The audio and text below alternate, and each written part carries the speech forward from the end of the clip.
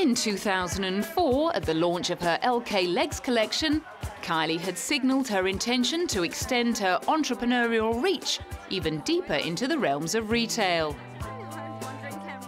By the end of 2006, the first of those targets had fallen with the launch of her fragrance Darling, which she'd been developing for 2 years in collaboration with Coty.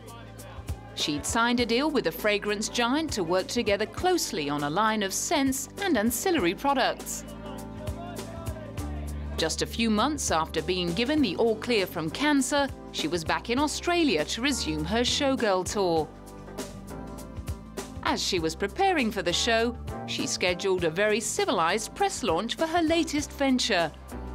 Guests sipped champagne and waited for their first glimpse of Smiley Kylie.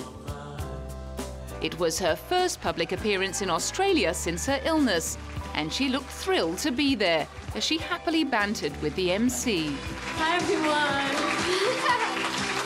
Wow. You are good. I'm good, right? You are amazing. Good. I should go home.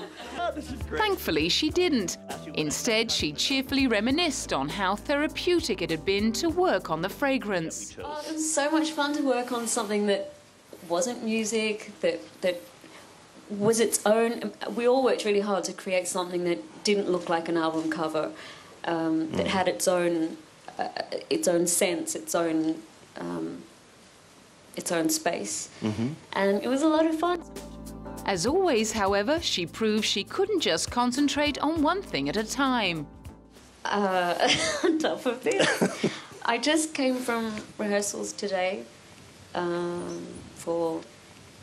There's just to be here, to be able to enjoy the launch of this perfume, to get my show back on the road, that's enough to keep me going. Oh, good. Things were rather less sedate at the British launch of Darling 3 months later at Harrods in London. Darling Harrods, £26. Many crazy Kylie fans had braved the bitter cold British winter and camped out all night for a chance to get their bottle signed by the pop princess. Been here since 6 o'clock last night. That is a really cold night. It was, but I say we had a good time. We had a lot of Kylie fans here, so we've kept us company all night. Some took a slightly less fanatical approach. I drove from Manchester last night at 3 o'clock, but I've stayed in a hotel. But I was here at 7 this morning.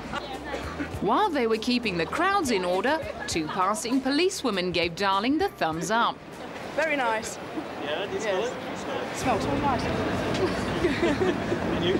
Yeah, very nice. For the real fans, however, hanging about in the freezing cold had nothing to do with sampling eau de toilette. We love Kylie.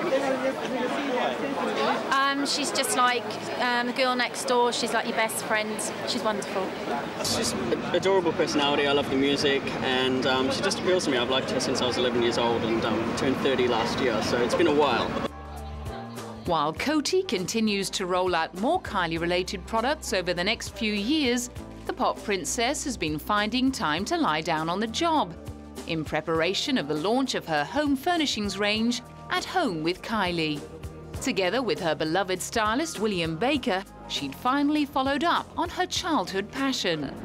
I've always loved fabrics, and I guess that's part of fashion and my love of fashion. When we had our design meetings, firstly I invited the team to my home, as it's called Kylie at Home. Come to my home and see what my living space is like. You might even notice things that I kind of take for granted.